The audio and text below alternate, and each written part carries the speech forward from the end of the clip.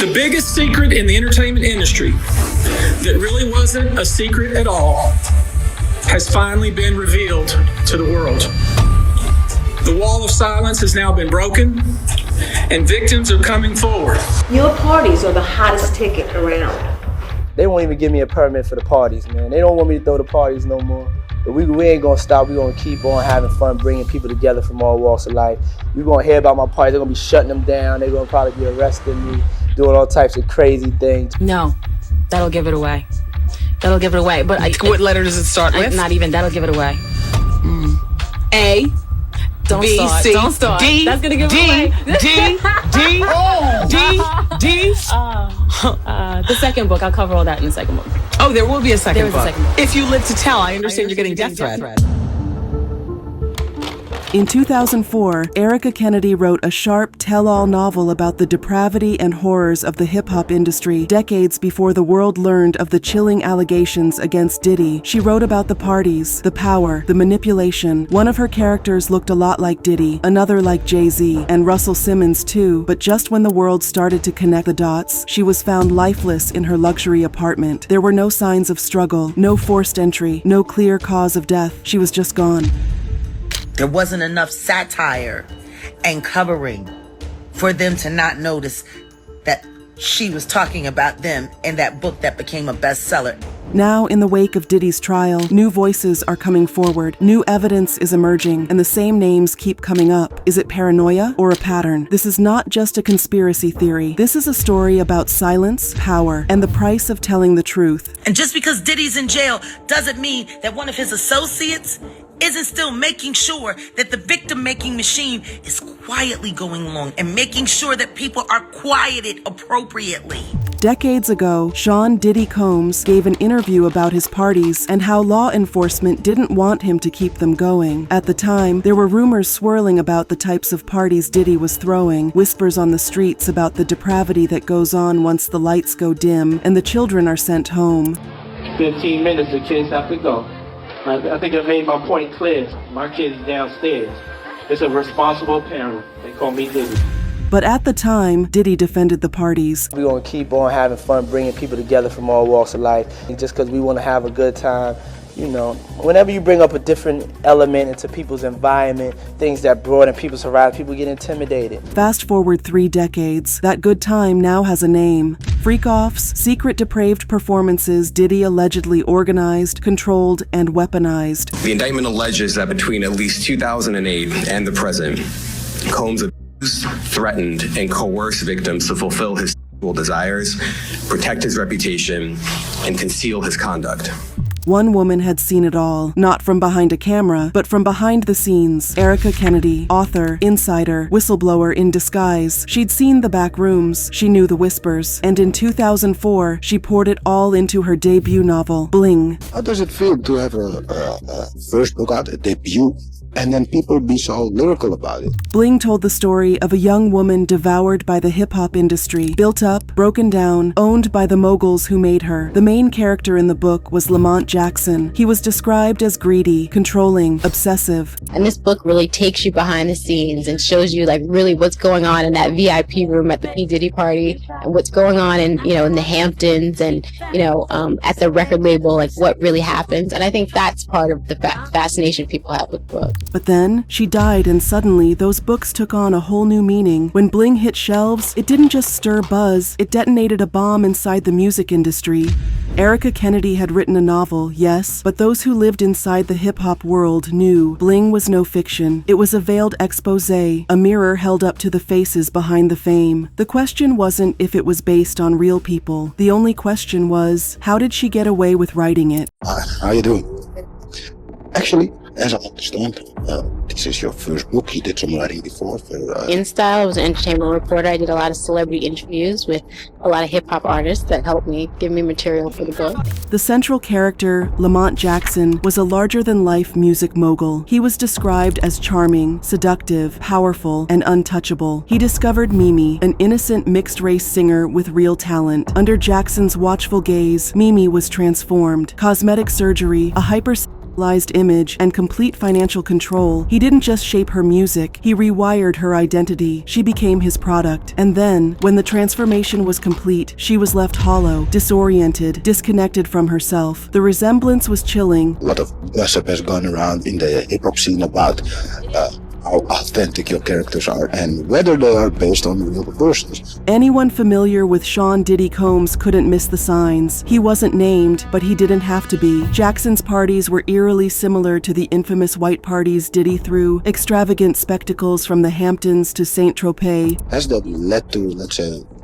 serious discussions and names being thrown around as the persons you might have had as an example for your character? Mimi's journey in Bling matched reports from real women who had moved through Diddy's orbit. These women often start out in awe of him and his glamorous lifestyle, but very soon that awe is turned to anxiety. Glamour soured into something much darker. There's a lot of people out there that feel intimidated by it. It ain't nothing but break it down racial barriers, break it down generation barriers. A chapter of the book particularly goes into a lot of details that shocked many people. In chapter 15, the horrific events that take place at those parties were on full display. The chapter described Lamont's party as being over the top and extravagant, having a lot of wealthy and powerful people in attendance. People from all walks of life. Ron Perlman talking to Jay-Z, Jay-Z talking to, you know what I'm saying?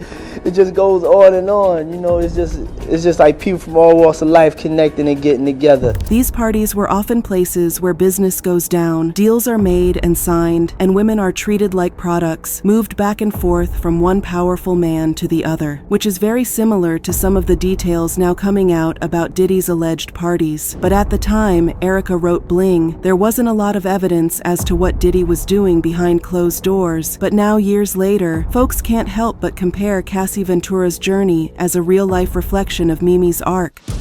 Just like Mimi, Cassie was also discovered young, publicly molded, silenced for years. She was praised for her beauty and style, but how much of it was really her? In the bombshell 2023 lawsuit, Cassie alleged years of abuse, coercion, and control. She was allegedly forced to perform intimate acts with others, surveilled constantly, and held emotionally captive. Just like Mimi, Cassie's identity had been consumed by a man who claimed to love her. But Mimi clearly wasn't Erica's inspiration, as she didn't go public with her relationship with Diddy until after the book was written. So who was? Well, there was Kim Porter, another woman who Diddy claimed to love. You want to know what they all had in common, though? The survivors and the late of Uptown Records, they were all writing tell-all books. That is Jaguar Wright, a woman who used to work in the entertainment industry as part of a girl group. For years now, Jaguar has been trying to get people to see the truth of what's going on in the entertainment industry. One of those truths is about Kim Porter and the mysteries surrounding her death. While everyone was still blind to the fact, Jaguar was connecting the dots. When you see this bullshit mother gang with people that you love, that you like, you know, it's too many coincidences. To give you some context, Kim Porter was Diddy's longtime partner and the mother of his children, but her story is even more haunting. She was with Diddy for longer than a decade, his longest relationship to date. Now Kim isn't here to tell us the truth of what happened in that relationship, but according to people who were close to her, just like with Cassie, the relationship was filled with control, toxicity, and obsession. I remember how controlling he was over her. One source allegedly close to Kim told Hot 97. The source recalled one time backstage at a fashion show, and Diddy refused to leave until Kim was perfect, saying Diddy was obsessed with Kim's appearance to a frightening degree. He refused to leave for the show until Kim's hair looked exactly how he wanted it. He was fixated on one curl, saying, "We're not leaving until this curl is right." It was a small detail, but his control over her was clear. Another person, this time Kim's lawyer, Suzanne Kimberly Bracker, had something similar to say about Diddy and Kim. Puffy was jealous, and he was obsessed with Kim. These statements show that Kim was trapped in her relationship with Diddy in many ways, hindering her overall quality of life until she died suddenly in 2018. Andre was writing a book right before he died. Heavy D was working on a book before he died. Kim Porter was working on a book before she died. Before Kim died, rumors had been going around that she was working on a tell-all memoir, that she knew too much. People close to her say she was ready to speak on what she went through all those years with Diddy. Then, silence, official cause, pneumonia. Unofficially, the whispers have never stopped. Do you think that Diddy killed Kim Porter? Absolutely. Why? Because of all the videotapes, because of the book, because of all the people she gave copies of her book to, or at least chapters, because of everything that she had on him, because of the tape that she used to blackmail him into a relationship and into a raise of him being sodomized by Andre Harrell. And I am not saying that allegedly. Jaguar Wright was one of those people who believed Kim was planning to expose Diddy right before she passed, suddenly. And she believed it because she heard Kim talking about it herself. Because I heard her and Kim Muir talking about it in the booth of the bathroom while snorting coke at the Kit Kat Club. Kim passed away in November 2018 at the age of 47, a year after she ended her relationship with Diddy and started writing her book. Some of her family still believe her death wasn't natural. They believe she stopped breathing because she played with fire. Erica Kennedy had once stood close to that same fire. Erica Kennedy worked for Diddy. She moved through the same world, so she had connections to nearly all of the key players of hip-hop. She partied with a young Russell Simmons and was one of Kimora Lee Simmons's bridesmaids during their wedding. She was a part of it all, the lavish parties, the glitzy events, the unspoken rules, and then she broke the code. She wrote about it. Erica Kennedy found a brilliant way to take Jay-Z, Diddy, and Russell Simmons and make them all one person. It just wasn't enough. In 2004, while promoting Bling, she told the New York Times, "Everybody kept talking about how scandalous that book, The Nanny Diaries, was. I really didn't see the big deal. I knew I could write a story about a P. Diddy party and show these people what scandal is really all about. Bling wasn't safe fiction. It pulled back the velvet curtain. It said, this is what happens behind the scenes. But truth in certain circles is dangerous." And just because Diddy's in jail doesn't mean that one of his associates isn't still making sure that the victim-making machine is quietly going along and making sure that people are quieted appropriately.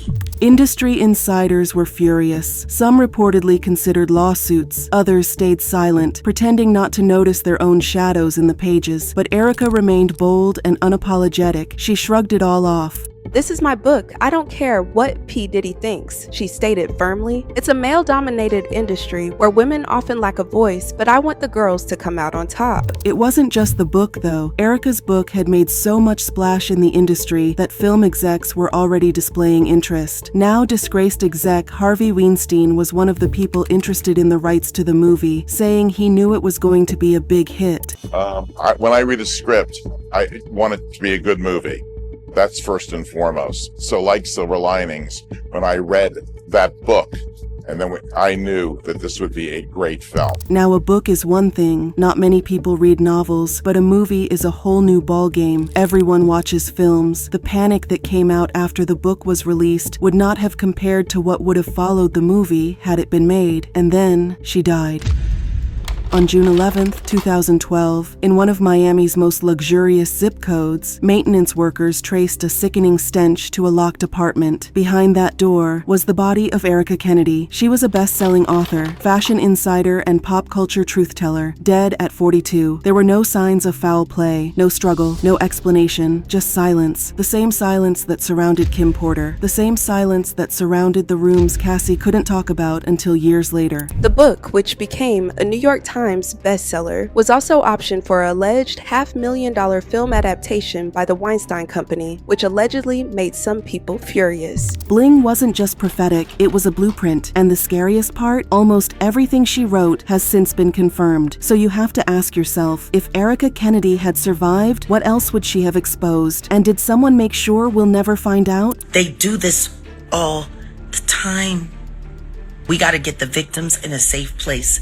And the victims are not safe until we snatch up all the weirdos. Jaguar Wright has also commented on Erica Kennedy's passing, especially the mystery behind it, because, just like Kim, her death was not ruled natural, but the circumstances surrounding her death are chilling. But it wasn't just Erica Kennedy who revealed secrets they should have taken with them to the grave. In 2005, just 1 year after Bling sent tremors through the entertainment world, another bombshell dropped.